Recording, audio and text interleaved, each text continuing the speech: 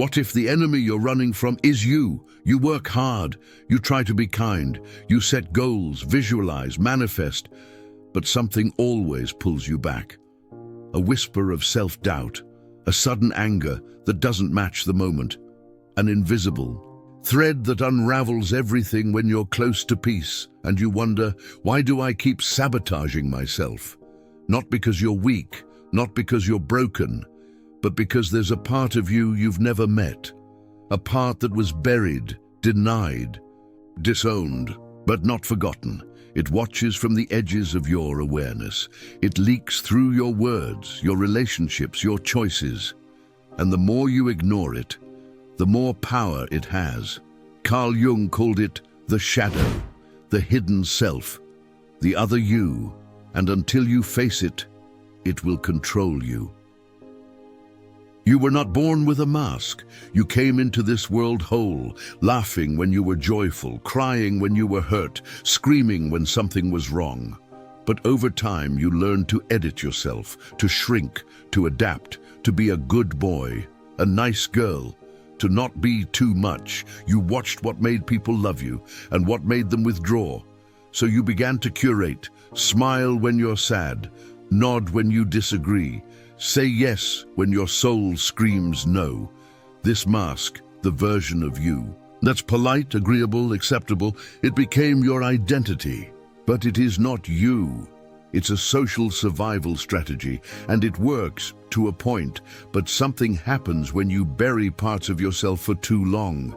The anger you suppressed becomes passive resentment.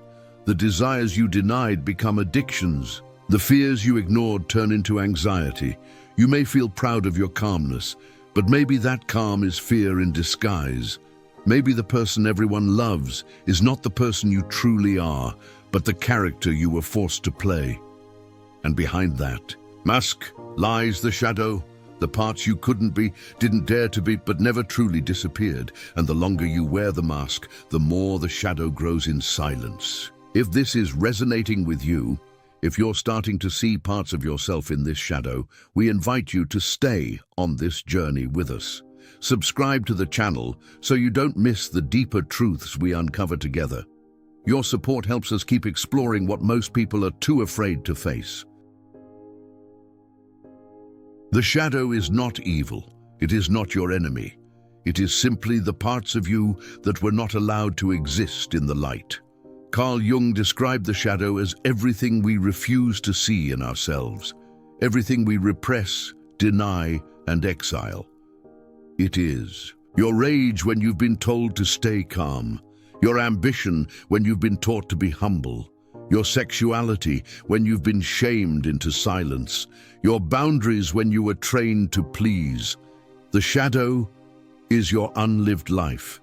It holds your pain, yes, but also your power, because what you suppress does not die. It waits, and the more you disown it, the more it controls you from the dark. This is why you snap in traffic, why you sabotage your relationships, why you play small when opportunity knocks. You think you're in control, but it's the shadow who's steering. Not with logic, but with buried emotion. The shadow leaks through in projection. When you hate in others what you cannot face in yourself, it whispers in envy, in jealousy, in shame. But here's the twist. Your shadow doesn't want to destroy you. It wants to integrate. It wants you to stop running, to stop pretending you're only the light. Because until you turn around and face the dark, you'll never become whole. And to do that, you must go to the place you've avoided the most, your own pain. It begins in childhood, not with malice, but with conditioning. You were born whole, raw, wild, alive. Every emotion surged through you without shame. You cried when hurt, screamed when angry, laughed when free, but then came the training.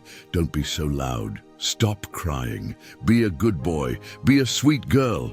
Nice kids don't do that. Piece by piece, you began to cut away parts of yourself, not because they were wrong, but because they were unacceptable to those you depended on. And that's when the split happened. You learned to survive by pleasing, conforming, adapting. You put on masks to gain approval and buried the rest. The shadow was born in those buried pieces, not in darkness, but in rejection. You became what was rewarded and denied what was punished. But here's the tragedy. What we bury alive doesn't disappear. It festers. Your repressed anger turns to passive aggression. Your swallowed pride becomes resentment. Your silenced grief hardens into numbness. And this isn't just personal, it's generational. We inherit shadows from our families, passed down in silence, in shame, in secrets. The father who never cried, the mother who never said no, the lineage of suppression dressed up as strength. We become haunted by what they never faced, until we choose to break the cycle. And that choice begins with this question. What parts of yourself did you have to kill to be loved? To survive, you created a mask, a socially acceptable version of yourself. The one who's calm, kind, agreeable, polite. The one who smiles when tired, who says it's fine when it's not, who shrinks their truth to make others comfortable.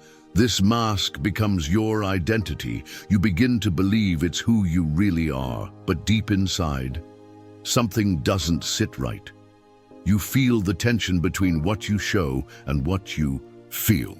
And eventually, that tension cracks, because the more tightly you grip the mask, the more violently the shadow tries to break free.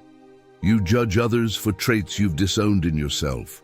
You resent those who are bold, angry, selfish, not because they're wrong, but because you're not allowed to be. You project your shadow onto others. You say he's arrogant, but deep down you envy his confidence. You say she's so emotional, while your own feelings sit buried like dynamite. The world becomes your mirror, reflecting not who you are, but what you've refused to face. And this is the paradox. The more you reject your shadow, the more power it has over you. But when you turn toward it, when you dare to meet your reflection, the mask begins to fall, and for the first time, you see not a monster, but a wounded, silenced part of yourself that only ever wanted to be seen. When the shadow is ignored, it doesn't disappear, it festers. It leaks out in passive aggression, emotional outbursts, chronic anxiety. It sabotages relationships. It whispers in your ear when you're tired, stressed, or alone. It becomes the voice that says, you're not good enough. You're a fraud. You don't deserve happiness. It turns inward as shame and outward as blame. You stay in situations that drain you because you've been taught that to leave is selfish. You silence your anger until it explodes at the wrong person at the wrong time. You feel anxious in peace because chaos is familiar and silence feels threatening. This is the cost of repression, not just emotional pain, but the loss of who you were meant to become. Because every disowned part of you holds the key to a forgotten power. Your anger is your boundary, your fear, your instinct, your envy, your longing. Your arrogance, a spark of untapped confidence. But until you reclaim these lost fragments, you'll remain divided against yourself. Always pleasing, always performing, always wondering why you feel so far away from your own life. To face the shadow is not to destroy it, it is to make it conscious. To meet the monster in the dark and realize it's a wounded part of you that's been crying for recognition. Integration doesn't mean acting on every impulse. It means understanding where it comes from. It's the moment you feel anger rise, and instead of exploding or suppressing it, you ask, what boundary was crossed? What is this part of me trying to protect? It's when envy shows up. Not to shame yourself for feeling it, but to trace it back to a buried desire. What do I deeply want, but have denied myself permission to pursue? It's when arrogance flares and you realize it masks insecurity, but also hints at a potential you haven't owned. Integration is not a one-time event. It's a daily act of radical honesty. It's holding the mirror to yourself, even when it's uncomfortable, especially when it's uncomfortable. It's in those moments that real transformation begins, because only by acknowledging the shadow, Can we stop being its puppet? Only by reclaiming it can we become whole. Beneath the darkness lies power, not brute force, not manipulation, but the raw, untouched potential you abandoned long ago.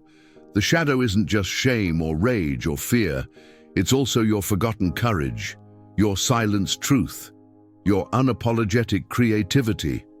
The child, who was told to quiet down when they were too bold, now struggles to speak up in meetings. But hidden in the shadow is that lost voice, the fire that once knew how to command a room, the teenager who was punished for being too emotional, now hides behind numbness. But within that suppression is deep empathy and the ability to connect with others in a way few ever do. You see, the shadow contains not only what we're ashamed of, but everything we exiled to survive. Our passion, our wildness, our boundaries, our truth.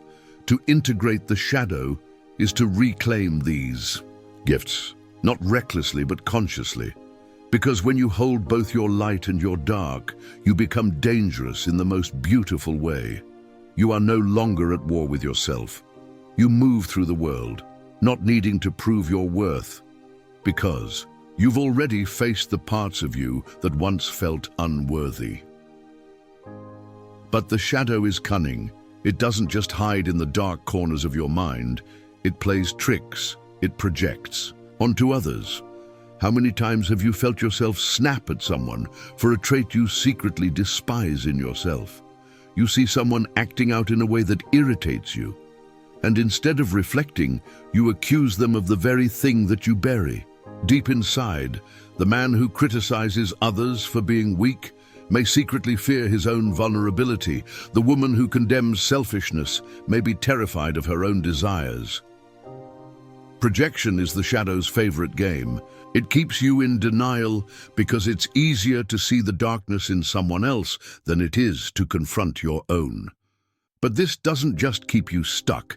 It keeps you blind, because when we project our shadow onto others, we distort the world around us and miss out on the lesson it's trying to teach us. The world doesn't make us feel angry or jealous or insecure. It merely reflects what we haven't yet faced within ourselves. But here's the catch. You can't just ignore the shadow. You can't pretend it's not there because, like a neglected child, it will demand attention, whether you're ready for it or not. The way forward is simple but profound. You must embrace it. Embracing the shadow isn't about giving into it. It's about acknowledging its existence. It's about facing the parts of yourself that you fear, that you hide from the world. It's about saying, I see you. Not with shame or fear, but with acceptance. This is where real transformation begins. Carl Jung called this process individuation, the journey of integrating the unconscious parts of yourself so that they no longer control you from the shadows. When you accept your shadow, you reclaim your personal power. Instead of hiding from your flaws, you own them. Instead of projecting your insecurities onto others, you face them head-on. And the moment you do this, the moment you allow yourself to truly look at the darkness within, you unlock a new kind of freedom. Now you might be wondering, what's the point of all this shadow work? Why go through the discomfort of confronting the parts of you that are painful to face? Here's the truth. Your shadow holds incredible power. It's not just a dark void waiting to consume you. It's a treasure chest waiting to be unlocked. By integrating the shadow, you tap into the hidden strength and potential within you. The very qualities you once feared or rejected can become sources of transformation. Imagine your fear of rejection turning into a powerful sense of self-assurance. Your anger evolving into the clarity to set firm boundaries. Your past mistakes transforming into wisdom. This is the alchemy of shadow integration. You don't become a better version of yourself by running from your darkness. You become whole by accepting it. When you accept the shadow, you stop fighting against yourself and start using your inner contradictions to fuel your growth. What was once feared becomes your greatest asset. The more you work with the shadow, the more authentic and powerful you become, and in that authenticity, you find peace. So how do you begin? The first step is simply awareness. Recognize the parts of yourself you've rejected.